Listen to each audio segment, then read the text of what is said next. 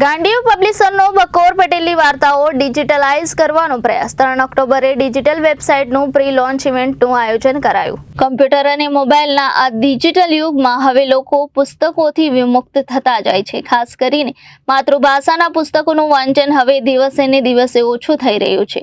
બાળકો પણ હવે ડિજિટલ તરફ વળીને અભ્યાસ કરી રહ્યા છે। તેવા સમયમાં ગાંડીવ પબ્લિશર દ્વારા નવતર પ્રયોગ હાથ ધરવામાં આવ્યો હતો। પહેલી વખત ગુજરાતી સાહિત્યની બકોર પટેલ દ્વારા લખાયેલી બાળ વાર્તાઓનું ડિજિટલાઇઝેશન કરવામાં આવ્યું છે, જેનું પ્રી લોન્ચિંગ આવનારી 3 ઓક્ટોબરના દિવસે થશે।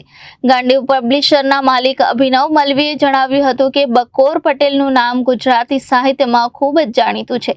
અમારો પ્રયાસ એવો છે કે આપણી પાસે જે વાર્તાનો ખજાનો છે અને બકોર પટેલ જેવા ઉચ્ચ કોટીના સાહિત્યકાર દ્વારા સર્જન કરેલી વાર્તાઓનો વારસો છે, ત્યારે આપણા બાળકો સુધી અને ભાષાના રસિકો સુધી તેને પહોંચાડવો ખૂબ જ જરૂરી છે, જેથી અમે તેનું ડિજિટલાઇઝેશન કરવાનો વિચાર કર્યો છે।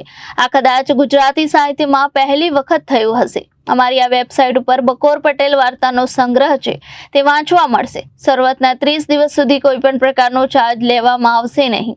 ખૂબ જ વિસ્તૃત લાઇબ્રેરી છે। બકોર પટેલની વિવિધ વાર્તાઓ અને વાંચવા અને સાંભળવાનો લહાવો મળશે।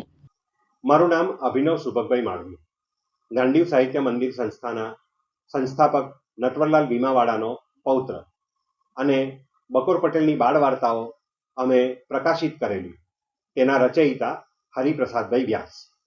આજે અમે પુસ્તક રૂપે બકોર પટેલની બાળ વાર્તાઓને ડિજિટલ રૂપે વાંચી તથા સાંભળી શકાય તેવી રીતે વેબ ફોર્મેટમાં HTML વેબ બ્રાઉઝરના એપ્લિકેશનમાં લોન્ચ કરી રહ્યા છીએ।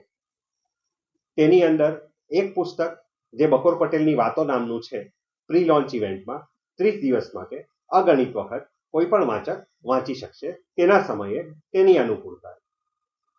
આ લોન્ચ કરવાનું મુખ્ય હેતુ અને ઉદ્દેશ્ય એવું છે કે આજની જનરેશન જે વાંચનથી વિમુખ થઈ રહી છે તેને ડિજિટલ ફોર્મેટમાં ગુજરાતી સાહિત્યની સન્મુખ લાવી શકાય અને તેમને આપણો સાહિત્યનો જે પણ રસપ્રભર ભંડાર છે તેનો આસ્વાદ માણવાનું મળે તેવો હેતુ, તેવો ઉદ્દેશ્ય છે।